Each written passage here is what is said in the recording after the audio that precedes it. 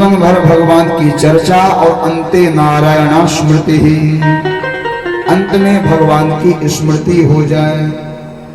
अंत में जब अंत समय आए तो भगवान की याद आ जाए, मुख में भगवान का नाम आ जाए। लेकिन देखो, जीवन भर जो हमने दूसरे को गाली दिया, लोग कहते कि भैया मरने वाला इसे गीता सुना दो। जो जीवन भर गाली दिया उसको अंतिम समय गीता समझ में नहीं आएगी। इसलिए जो मरते समय करना ही है उसको पहले से ही शुभारंभ करने में क्या बुराई है। इसलिए जो जो अंत में जिसको अपनाना पड़ेगा उसको पहले ही क्यों ना अपना ले। जन्मलाभः परः पुंसाम् अन्ते नारायण स्मृति। श्री सुखदेव जी ने कहा कि हे परीक्षित, अभी भी समय तुम्हारा गया नहीं है। अब लो नसानी अब ना नसई हो। हमारा अब तक भले कैसे भी गुजर गया, लेकिन अब आज से ही प्रण कर लें कि अब हमारा समय नहीं बिगड़ेगा।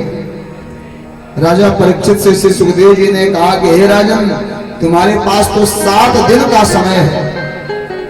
खड़वांगो नाम राजर्षिः व्यात्ययत्यामिहायुषः। एक खड़वांग नामक राजा थे, उनके पास 1 घड़ी का समय था, 24 मिनट का समय था।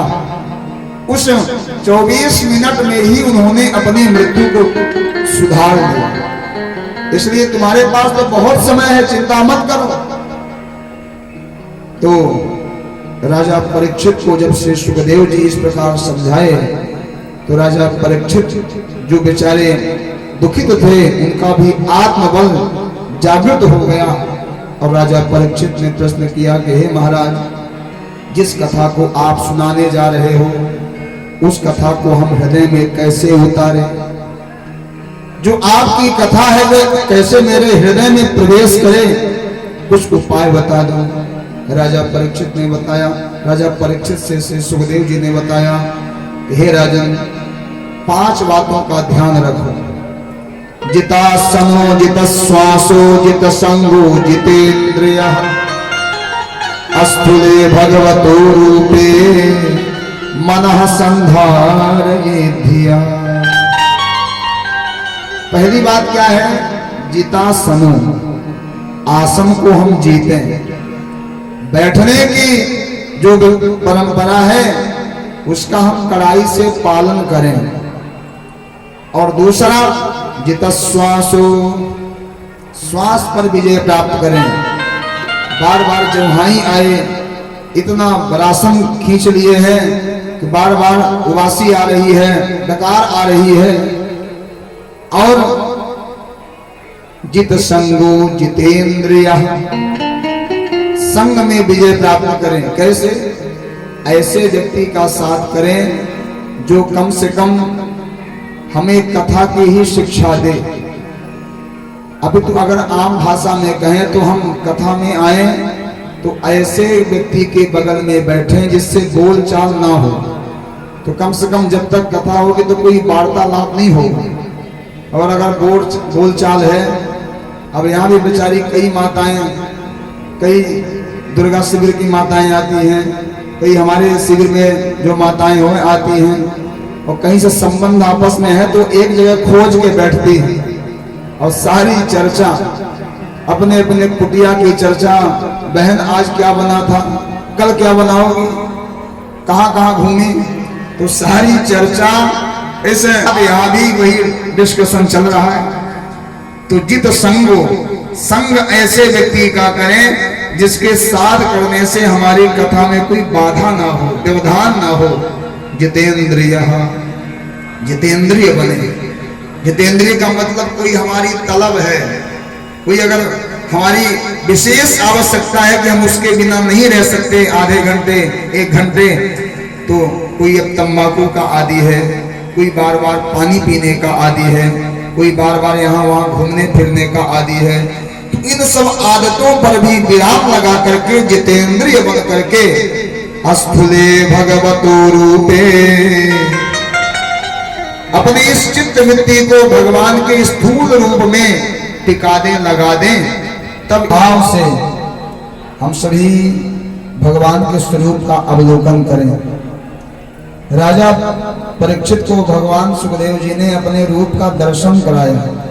पाताल में तस्य हि पादमूलम पठन्ति पाशनिप्रपदे रसातलम महातलम विश्वसृजोऽथ गुल्फो तलातलम वै पुरुषस्य जंघे।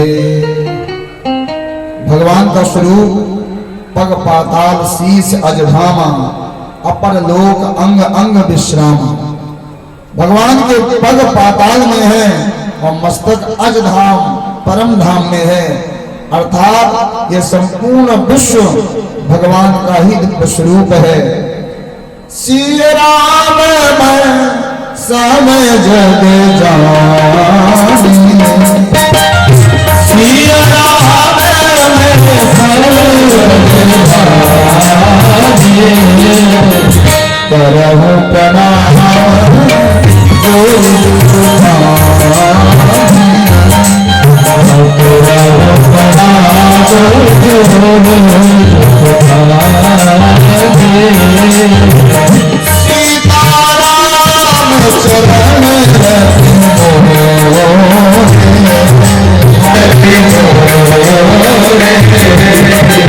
अनुदिन बढ़ाए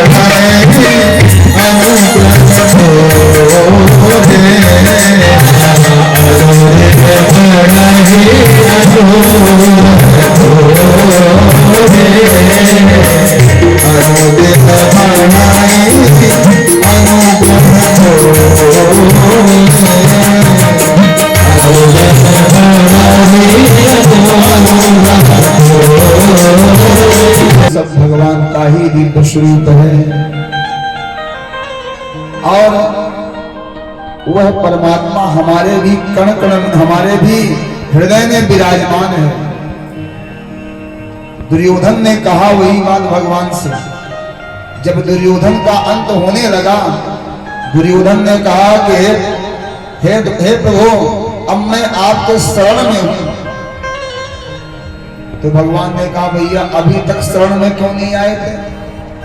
तो दुर्योधन ने कहा हे प्रभु, उसमें मेरा कोई दोष नहीं है। मैं तो धर्म भी जानता हूं और अधर्म भी जानता हूं, लेकिन मेरी प्रवृत्ति कभी धर्म में हुई ही नहीं और अधर्म से मेरी निवृत्ति नहीं होने पाई। उसका दोष मेरा नहीं है बल्कि आपका ही है।